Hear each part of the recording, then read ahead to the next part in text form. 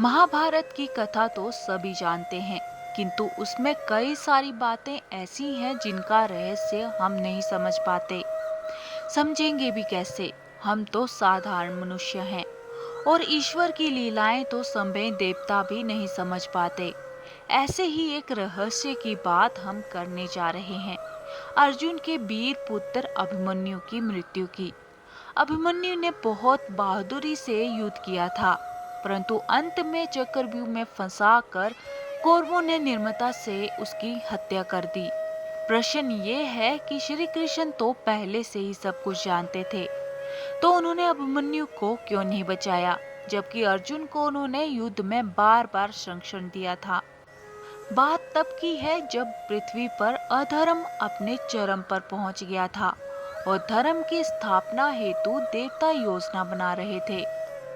धर्म की रक्षा के लिए भगवान विष्णु ने कृष्ण का अवतार लेने का निश्चय किया।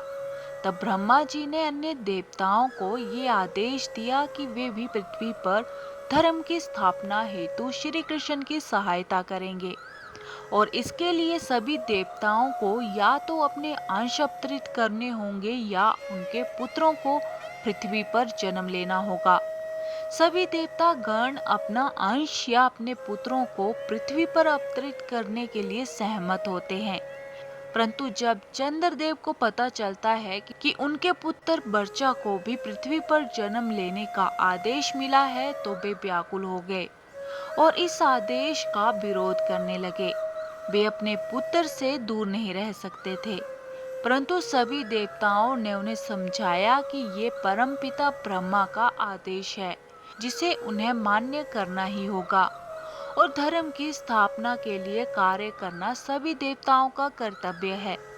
सबकी बात सुनकर चंद्रदेव बर्चा के अवतरण के लिए सहमत हो गए, पर उन्होंने एक शर्त रखी।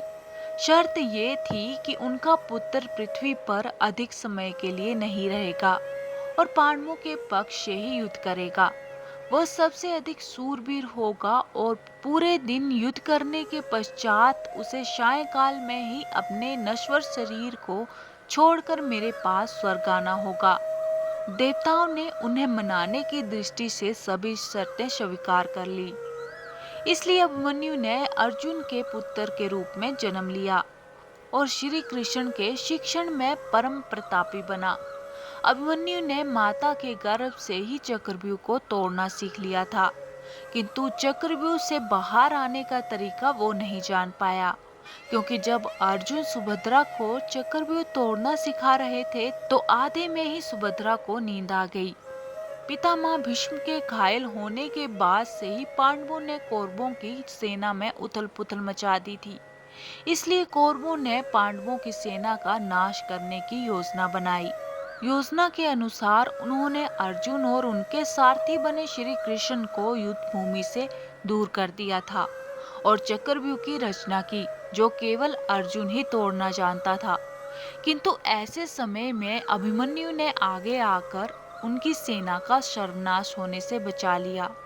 वह चक्रव्यूह के भीतर प्रवेश कर गया, किंतु उसके साथ कोई और योद्धा उसमें प्रवेश नहीं कर पाया। उन्हें चक्रव्यूह के द्वार पर ही जयद्रथ ने शिव के वरदान की शक्ति से रोक लिया। अभिमन्यु अकेला ही 6 महारथियों से लड़ा। वह घायल होकर भी लड़ता रहा, हार नहीं मानी, और जब अभिमन्यु के हाथ से शस्त्र भी छूटकर गिर गए तब भी वह रथ के पहिए से लड़ता रहा और ऐसे ही सायंकाल तक लड़ते लड़ते उसके शरीर से रक्त की हर एक बूंद भूमि पर गिर गई और वह वीर गति को प्राप्त हुआ और इस प्रकार अपनी बहादुरी के कारण वो युद्ध भूमि का सबसे शूरवीर योद्धा कहलाया और शर्तानुसार जल्द ही स्वर्ग को प्रस्थान कर गया।